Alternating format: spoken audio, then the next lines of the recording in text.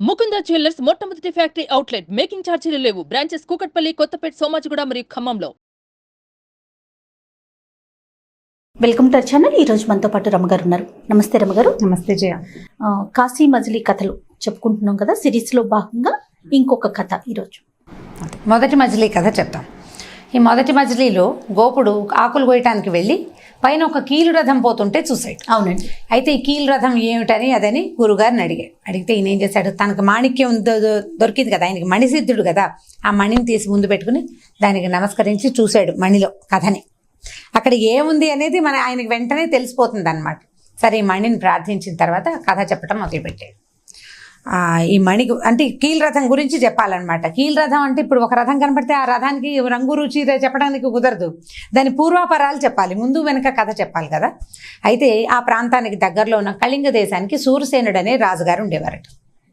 సూరసేనుడు చాలా మంచివాడు, మృదు స్వభావి. ఆయనకి వినయనిధి అని ఒక మంత్రి, కళానిధి అనే ఒక పురోహితుడు, వీళ్ళిద్దరూ కాకుండా ఒక వ్యాపారస్తుడు, అక్కడి నుంచి యంత్రాలు తయారు చేసే, అంటే మన ఎలా అనాలి, మెషిన్లు తయారు చేయటం, చిన్న చిన్న రోబోట్ లాంటివి తయారు చేయటం, అలా యంత్రాలు తయారు చేసే ఒక కళాకారుడు స్నేహితులుగా ఉండేవాళ్ళట. వీళ్ళ నలుగురు సహాయంతో ఈయన ఈ రాజ్యాన్ని చక్కగా నడిపించేవాడు. అంటే నీళ్లు తోడే యంత్రాలు తయారు చేసేవాడు ఆయన. ఆ కింద నుంచి పైకి వస్తువులు ఏమైనా పంపించడానికి లిఫ్ట్ లాంటివి తయారు చేసేవాడు. అలాంటి ఒక కళాకారుడు ఆ రాజ్యంలో ఉన్నాడు. అది గొప్ప ప్రతిభ కదా, అంచేత రాజుకి క్లోజ్ అయ్యాడనమాట. ఓ వ్యాపారస్తుడు, మంత్రి, పురోహితుడు, వ్యాపారస్తుడు, కళాకారుడు, వీళ్ళు నలుగురితో పాటు శూరసేన మహారాజు చక్కగా రాజ్యం చేసేవాడు. అయితే ఏమైందట, ఒకరోజు సాయంకాలం, ఆయన సాయంత్రాలు ప్రతిరోజు మామూలుగా మనం కూడా కబుర్లు చెప్పుకుంటాం కదా, ఓ సాయంకాలం ఆయన ఒంటరిగా కూర్చున్నాడు. ఆయన దగ్గరికి వీళ్ళు నలుగురు వచ్చారు. ఆయన నిశ్శబ్దంగా ఎక్కడో చూస్తున్నాడు. ఈ వినయనిధి మంత్రి గారికి ఆశ్చర్యం వేస్తుంది. ఏమైంది ప్రభు, అలా దిగులుగా ఉన్నారు?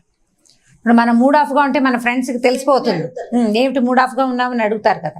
అడిగేసరికల్లా ఈ సూరసేనుడు ఏమన్నాడంటే, దిగులు కాక ఇంకేముంది, మన రాజ్యంలో ఒక మహాకోటేశ్వరుడు ఒక ఆయన చనిపోయాడు. ఆయనకి సంతానం లేదు. సంతానం లేకపోవటం వల్ల ఆస్తి అంతా, ఆయన మొత్తం సొమ్మంతా మన బొక్కసంలోకి వచ్చేస్తారు. అంటే రాజుగారి పరం అయిపోతుంది అనమాట. పిల్లలు లేకుండా ఎవరైనా మరణిస్తే, అంటే వాళ్ళు కనుక దత్తత తీసుకునో ఎవరికైనా ఆస్తిని ధారాదత్తం చేసో చేయకపోతే ఆస్తి మొత్తం ప్రభువుకి చెందుతుంది, ప్రభుత్వానికి వెళ్ళిపోతుంది. అప్పటి నియమం అది. ఇప్పుడు ఆయన ఆస్తి అంతా మనకు వచ్చింది ప్రభుత్వానికి. మనకి పిల్లలు లేరు. రేపొద్దున మన ఆస్తి ఎక్కడికి వెళ్తుంది, రేపు మన గతి ఏమవుతుంది అనేది ఆలోచనలోకి వచ్చేసరికల్లా నాకు చాలా దిగులుగా ఉంది. సంతానం లేకుండానే వెళ్ళిపోతామేమో మనం. ఈ రాజుగారికి, మంత్రికి, పురోహితుడికి, వ్యాపారస్తుడికి, కళాకారుడికి 5గురికి పిల్లలు లేరు, సంతానం లేదు.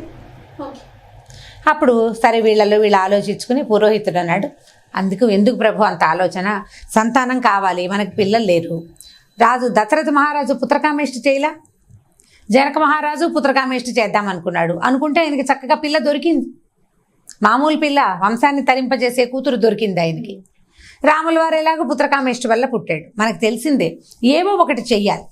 ఏదైనా చెయ్యాలంటే ఈయన అన్నాడు, రాజు ఎప్పటి కథలు చెప్తావు పురోహిత, నువ్వు ఎప్పుడో పురాణ కాలం నాటి కథలు, ఈ కాలంలో ఎవరు చేస్తున్నారు అట్లా? ఈ కాలంలో ఎక్కడైనా ఉందా అంటే లేకేమి, మన ముందు కాలంలో ఉంది ఒక చిత్రమైన కథ, నేను మీకు చెప్తానన్నాడు. ఇదేంటంటే శ్రీకృష్ణదేవరాయల జన్మ కథ గురించి చెప్తున్నాడు.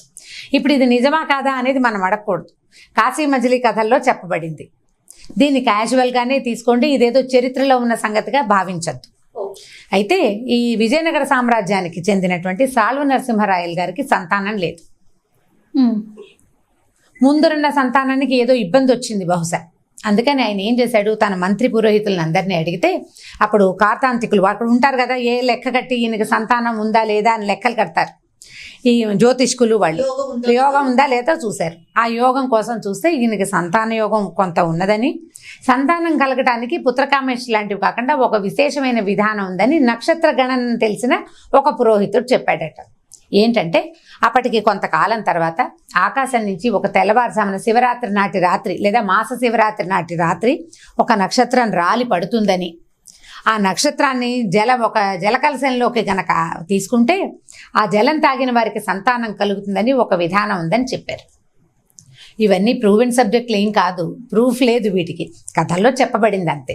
సరే వీళ్ళు ఏం చేశారు, ఆ ముహూర్తం కోసం మంత్రి పురోహితులు సామంతులు అందరూ వెయిట్ చేశారు. చేసిన తర్వాత 8 దగ్గర పడింది ఆ రోజు. ఇప్పుడు ఉపవాసం ఉండాలి. మళ్ళీ ఈ కలశంలోకి ఈ నక్షత్రాన్ని తీసుకోగలిగేవాడు ఎవరో సైనికుడో సైన్యాధ్యక్షుడో కాకూడదు, బ్రాహ్మడై ఉండాలి. ఇప్పుడు ఆ విధానం తెలిసి ఉండాలి కదా, ఒక పూజా విధానం అందరూ ఎలా చేసేస్తారు, విధానం తెలిసిన వాడు చెయ్యాలి కదా. అందుకని ఏం చేశారు, ఒక వృద్ధ పండిత బ్రాహ్మణుని పట్టుకున్నారు. ఆయన ఉపవాస దీక్షలో ఉండగలడు, విధి విధానాలు తెలిసినవాడు, శుచి శౌచ్యం తెలిసినవాడు, అవన్నీ తెలియాలి. దానికి పూజ కదా, ఎలా పడితే అలా చేయలేరు కదా. సరే ఏం చేశారు, ఆకాశాల నుంచి నక్షత్రాలు ఏ పక్కకి ఏ దిక్కుకి రాలి పడతాయి అనే దాన్ని కూడా లెక్క కట్టారు. అక్కడట స్థలం అంతా ఖాళీ చేయించి పెద్ద మంచె నిర్మించారు. కింద నుంచి మెట్లెక్కి పైకి వెళ్ళి బాగా ఎత్తు మీద పంచె నిర్మించి ఈ మంచె మీదకి ఈ వృద్ధ బ్రాహ్మణుడిని పైకి ఎక్కించి కూర్చోబెట్టారు. ఆయన చేతికి ఒక బంగారు కలశం నీళ్లు నింపి ఆయన చేతిలో పెట్టారు. ప్రజలంతా చూస్తున్నారు ఏ సమయంలో నక్షత్రం రాలి పడుతుందా అని. ఆనాటి రాత్రి తెల్లవారుజామున 3-3:30 గంటలకి ఆకాశం నుంచి నక్షత్రం రాలి, మనం కూడా ఇప్పుడు చూస్తుంటాం ఉల్కలు రాలుతాయంటామా, చూస్తామండి. ఉల్కలు రాలుతాయని చెప్పుకుంటామా, మన వాళ్ళల్లో ఊరికి ఉల్కలు రాలుతాయంటారు. హిందీ సినిమాల్లో అయితే తార జారి పడింది అప్పుడు ఒక కోరికలు కోరాలి అలాంటివి కూడా బోల్డని ఉంటాయి. అవన్నీ నిజమా కాదంటే ఏమో నమ్మకాలే దాని మీద. అక్కడి నుంచి ఏమైంది, నిజంగానే నక్షత్రం రాలి పడింది. ఆ రాలి పడ్డప్పుడు ఆ నక్షత్రాన్ని డైరెక్ట్గా అందులో తీసుకోవటం కాదేమో మరి, అలాంటి ఒక క్రియ చేశారు. ఆ నక్షత్రం ఏ జలంలో అయితే పడిందో ఆ కలశాన్ని మూతపెట్టి రాజుగారికి అప్పచెప్పారు. అవి భార్య తను పుచ్చుకుంటే సంతానం కలుగుతుందని చెప్పారు. ఈయన ఏం చేశాడు, ఆయన అప్పటికే వృద్ధుడు, ఆయనకు ఒక భార్య ఉంది, 2-3 భార్యలు ఉన్నారు. ఆయనకి చిన్న భార్య నుంచి సంతానం కావాలని ఉంది. ఆవిడకి కబురు చేశారు, ఆవిడని రమ్మని. ఆవిడ ఏం చేసింది, ఆవిడకి భర్త దగ్గరికి వెళ్ళటం పిల్లల్ని గంటం అవన్నీ ఇష్టం లేదు. తన దాసిని తనలాగానే బట్టలు అలంకారం అన్నీ వేసి పంపించిందట రాజుగారి దగ్గరికి. పంపించేసరికల్లా ఆయన కలశోదకం తను పుచ్చుకున్నాడు. భార్య అనుకుని ఆవిడకి కలశాంతకం ఇచ్చేసాడు. ఆవిడ అక్కడే ఆయనతో పాటు ఉండిపోయింది. మర్నాడు 3వ రోజు ఆయనకి తెలుసుకున్నాడు, ఈయన ఇది ఉన్నది భార్య కాదని దాసి అని తెలుసుకున్నాడు. తెలుసుకుని ఆ దాసిని చంపేద్దాం అనుకున్నాడు. ఆయన కోపం పట్టలేకపోయారు, రాజు కదా కోపం వచ్చింది. ఇంతలో ఏమైంది, మంత్రి వచ్చాడు, రాజు నరసింహరాయలు గారి మంత్రి. ఆయన అన్నాడు, అదేమిటి ప్రభు, ఏదో ఇప్పుడు రాణి కాకపోతే ఏమి, ఆమె మీతోటి ఉన్నది, సంతానం కలిగితే ఆమెకే కలుగుతుంది. రాజుగారి అబ్బాయి దాసికి పుడితే ఏమిటి, రాణికి పుడితే ఏమిటి, రాజు కదా ఇంపార్టెంట్. కాబట్టి మీరు ఇట్లా ఆలోచించద్దు. పాండవుల కాలం నాడే మనం మహాభారత కాలంలో విదురుడు లేడా, ఆయన దాసీపుత్రుడు కదా, కానీ ఆయన ఎంత గొప్ప నీతిజ్ఞుడు. చివరి వరకు ధృతరాష్ట్రుడు అంటే రాజుతో పాటు సమానంగా ఉన్నాడు కదా ఆయన. కాబట్టి మీరు ఇది ఆలోచించద్దని ఎవ్వరికీ చెప్పద్దు, ఈ రహస్యాన్ని మన దగ్గరే ఉంచుకుందాం అనుకున్నారు. ఈయన ఇంటికి వెళ్ళేసరికల్లా ఆయన భార్యకి తెలిసిపోయింది, మంత్రి గారి భార్యకి. ఏమిటి, చిన్నరాణి గారు తను వెళ్ళకుండా రాజుగారి దగ్గరికి దాసిని పంపింది అని. ఊరంతా ప్రచారమైనా కూడా నిశ్శబ్దంగా మంత్రి గారు ఊరుకున్నారు. ఆ దాసి గర్భవతి అయింది, ఆవిడకి పుట్టిన కుమారుడే శ్రీకృష్ణదేవరాయలు అని చెప్తారు. ఆయనే చివరికి విజయనగర సామ్రాజ్యాన్ని గట్టెక్కిచ్చాడు. ఆయన వల్ల ఇప్పటికీ విజయనగర సామ్రాజ్యానికి పేరుంది. ఆ నక్షత్ర శక్తి వల్లే ఆయనకు అంత ప్రతిభా పాఠవాలు కలిగినాయని ఆ కథలో ఉందన్నమాట. ఈ విషయాన్ని మన కళానిధి అనే పురోహితుడు ఈయన మహారాజుకు చెప్పాడు, సూరసేన మహారాజుకి చెప్పి ఇలాంటి క్రియలు చాలా ఉన్నాయి కాబట్టి ఏదో ఒక క్రియ చేద్దాం మనం. పుత్రకామేష్టి లాంటిది పెద్దది కాకపోతే ఈ నక్షత్రం పట్టుకునే ప్రోగ్రామ్ అయినా చేసుకోవచ్చు, మనం ఏదో ఒకటి చేద్దామన్నారు. అనేసరికల్లా ఇంతలో ఏమైంది, వీళ్ళు 5గురు ఒక కొంచెం మేడ మీద పైన కూర్చుని ఉన్నారు. కూర్చుని మామూలుగా 4 చేరారంటే ఏమంటారు, మనం కూడా ఓ టీపా వేసి ఓ టీ కాఫీ బిస్కెట్లు ఏవో పెడతామా. ఈ రాజుగారు కదా, ఏదో తినడానికి ఆహారాలు తినుబండారాలు కొంచెం తాగడానికి పానీయాలు, ఒక మేజా బల్ల లాంటిది ఒక బల్ల వేసి దాని మీద పెట్టున్నారు. సడన్గా ఆకాశంలో ఇంత మామిడి పండు పడిందట. మామిడి పండు పడేసరికి వాళ్ళు తెల్లబోయారు, ఏమిటిది అని. ఆ పండు మీద పక్షి గోళ్ళు అంటే పట్టుకున్నట్టుగా ముక్కుతో గీరినట్టుగా గుర్తులు కూడా కనపడుతున్నాయి. అంటే ఏదో ఒక పక్షి ఈ పండుని పట్టుకుంది, దాని కాళ్ళ సందురించి జారి ఇక్కడ పడింది. చక్కగా ఉందట, ఇంత పెద్ద పండు. అది శీతాకాలం, మామిడి పళ్ళ కాలం కాదు. ఇప్పుడంటే మనకి ఎప్పుడు పడితే అప్పుడు వస్తున్నాయి. అప్పటి రోజుల్లో ఋతువులు ఖచ్చితంగా ఉండేవి. ఏ ఋతువులో పండాల్సిన పండు ఆ ఋతువులోనే పండేది. ఈ అకాలంలో మామిడి పండు ఎక్కడి నుంచి వచ్చింది, ఏమిటి దీని చరిత్ర అంటే పురోహితుడు వెంటనే లెక్క కట్టాడు. ఈ పండు రాలిపడిన క్షణంలో దాని ఏమిటి ఆ పండు గురించి తెలుసుకోవడానికి లెక్క కడితే ఇప్పుడు జాతకాలలో కూడా ప్రశ్న కాలాన్ని గణిస్తారు. అవును, ప్రశ్న వేస్తాం మనం, ఈ పని అవుతుందా అని వేస్తే మనం అసలు పని కూడా ఏం చెప్పక్కర్లేదు అవతల వాళ్ళకి.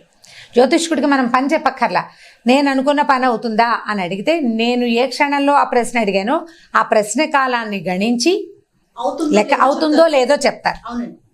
అదొక పద్ధతి ఉంది కదా. ఈ పండుకి ఇది సంతాన సాఫల్య ఫలము అని తెలుసుకున్నాడు ఆయన. గణనతోటి ఇది సంతానాన్ని కలిగించే పండు అని అనుకుని ఆశ్చర్యపోయారు. ఇదేమిటి ఇంత విచిత్రంగా వచ్చింది అనుకుని ఏం చేశారు, వీళ్ళు 5 ఆ పండుని 5 భాగాలు చేసి పంచుకున్నారు. వాళ్ళు అందరూ చూస్తుండగా పడింది కదా. ఇప్పుడు రాజుగారు ఒకడికి ఎందుకు ఇస్తారు, 5 పిల్లలు లేరు. 5 రాజుకు పైగా వాళ్ళంటే చాలా స్నేహం. 5 భాగాలతో పండు ముక్కలు తీసేసుకున్నారు. అప్పుడు ఈ గోపుడు అడిగాడు, ఒక పండుకి పిల్లల్ని కలిగించే శక్తి ఎలా ఉంటుంది, ఏదో మంత్రం ఉందన్నమాట దాంట్లో, అదేమిటో చెప్పమన్నాడు. ఇప్పుడు అదేమిటో తెలుసుకోవాలి, దానికి ఇంకొక ప్రత్యేకమైన కథ ఉంది. ఆ కథని మళ్ళీ వచ్చే భాగంలో తెలుసుకుందాం. తప్పకుండా. చాలా బాగుంది రమ్మగారు, అంటే ఇంట్రెస్టింగ్ గా అనిపిస్తుంది. ఇప్పుడు ఒక కథలో నుంచి ఒక కథ అట్లా నడుస్తూ వెళ్తుంది. లైన్ మిస్ అవ్వకుండా చూసుకుంటూ ఉండాలి అంతే మనం. తప్పకుండా.